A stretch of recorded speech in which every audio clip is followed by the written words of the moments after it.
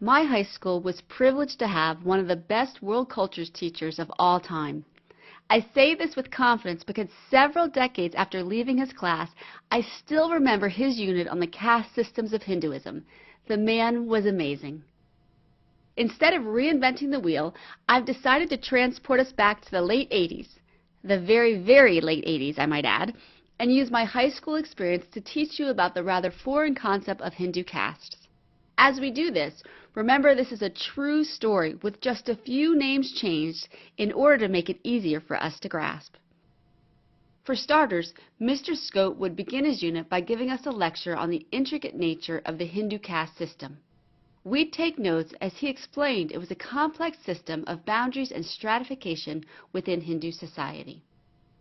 To be honest, we'd all start getting a little bored as he wrote the words Laws of Manu on the board and told us it was the ancient Hindu texts from which the castes were formed.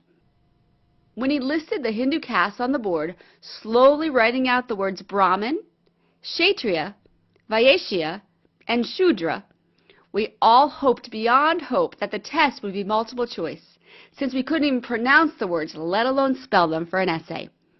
Just when we thought all was lost, he wrote the word untouchables under the 4 castes, and then told us to put our pencils down.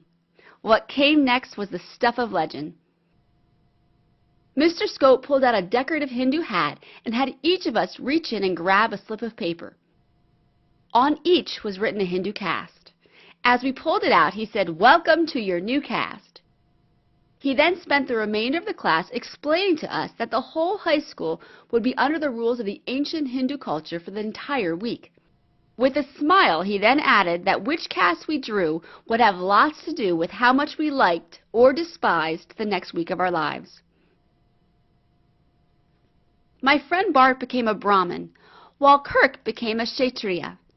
Vince joined the Vaishya, and Sam was a Shudra. I, most unfortunately, drew the title of untouchable. Once all our hands had reached into that fateful hat, our lesson began. We soon learned that Bart the Brahmin had the best seat in the house, literally. As a Brahmin, Bart was allowed to bring in a beanbag from home and comfortably lounge during class. It didn't take us long to figure out that to be a Brahmin meant you were at the top of the system. In fact, we learned that Bart's Brahmin class was the priestly class of Hindu society, and they were the only class allowed to teach the sacred Hindu texts known as the Vedas. Obviously, this gave them lots of clout. These guys were considered the best of society. To get this point across, Mr. Scote made all of us stand and listen while Bart the Brahmin sat comfortably on his beanbag chair and read translated excerpts of the text. It was torture.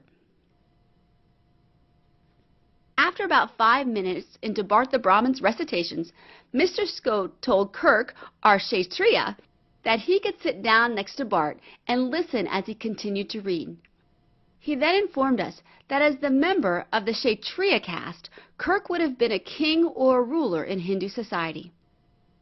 As a member of this caste, Kirk the Kshatriya was allowed to learn but not teach the Vedas. In other words, Kirk was also a big shot. This became very obvious when Kirk and Bart were actually allowed to eat in the teacher's lounge for the whole week. They even got to use the teacher's private bathrooms. Making matters worse, the rest of us were told we must yield to them in the lunch lines and the halls. Again, it was torture. The only saving grace was when Mr. Scote informed Kirk, the Kshatriya, that he should never abuse his power. As a member of the ruling class, it was his duty to protect the people of his culture. We learned this duty was known as Dharma. As the week unfolded, we learned more and more about the Hindu caste system, and the cafeteria held some of our biggest lessons. As I said before, being members of the upper Brahmin and Kshatriya caste, Bart and Kirk got to eat in the teacher's lounge. The rest of us weren't quite so lucky. When we got to the cafeteria, the first thing I noticed was Vince was running the cash register at the end of the lunch line. Next to him was Mr. Scote, explaining that as a member of the Vaishya caste, Vince would have engaged in money-making activities as a businessman, tradesman, or farmer. This tie to money gave them their value in society. To get this point across, Vince and his fellow Vaishya will be running the lunch line and the school store. If we needed any school supplies, or if we wanted extra cheese on our sandwich, they'd be the guys we'd have to go to. As we started shuffling into the lunch line, Mr. Scott let the upper caste, Bart the Brahmin, and Kurt the Kshatriya, cut in line. When we saw that Vince the Vaishya didn't make them pay for their ice cream, the rest of us were ready to mutiny. However, Mr. Scott calmly raised his hand and reminded us we were no longer democratized Americans. We were members of the Hindu caste system. From there, the day got worse. When Sam the Shudra finally was able to get his lunch, he moved to sit at his regular table. There he was stopped by the teacher on lunch duty and informed that as a member of the lowest caste of Hindu society, he would be sitting on the floor to eat his lunch. Of course, Sam the Shudra looked around for someone sane to step in, but he soon realized all the teachers were in on it. Dejected, Sam took his place on the floor with the other Shudra. When he was informed that as a Shudra, he was pretty much a servant to the higher castes, we all thought he was going to lose it. When Bart the Brahmin and Kirk the Kshatriya came out of the teacher's lounge and made Sam the Shudra take their trays back up to the counter, I think he may have hit them if it weren't for the watchful eye of Mr. Scott. Watching all of this, I felt pity for Sam and his Shudra class. This pity soon evaporated when I learned what it meant to be an untouchable. As an untouchable, I wasn't even given the honor of a caste. In fact, I was so low, I was outside the caste system, a true outcast of society. As an untouchable, I was either a product of a mixed marriage between castes, or I held a job that was considered forbidden.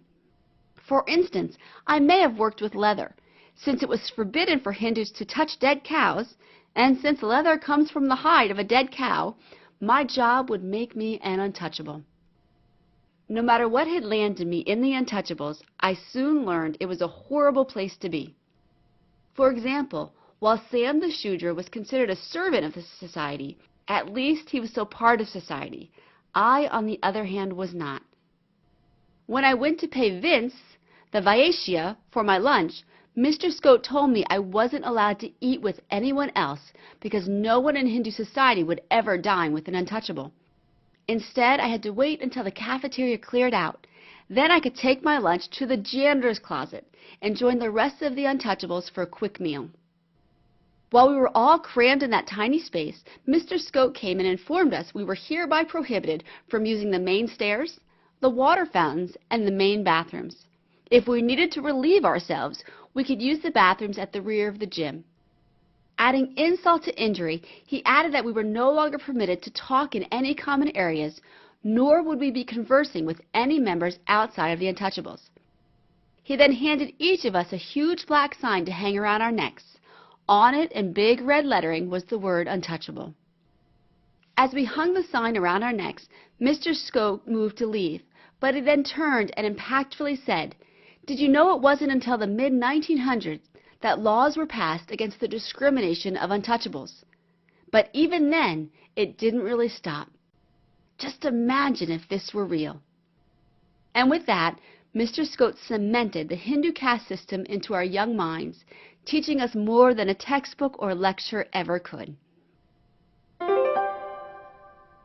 The Hindu caste system is a complex stratification of Hindu society. Formed from the laws of Manu, it has governed much of Hindu history. At the top of Hindu society were the Brahmin. As members of this caste, Brahmins made up the priestly caste of Hindu society. For them was reserved the right to both study and teach the Hindu sacred texts known as the Vedas. Next were the Kshatriya. As members of this caste, the Kshatriya were the kings or rulers of Hindu society. Although they were very powerful, it was their duty or dharma to protect the other members of their culture. Speaking of other members of society, there were the Vaishya and the Shudra. The Vaishya were those who engaged in money-making activities, while the Shudra were basically considered servants to everyone else. Last, and so low they were outside the caste system, were the untouchables. As either products of a mixed marriage between castes or holding a job that was considered forbidden, untouchables were truly outcasts of Hindu society.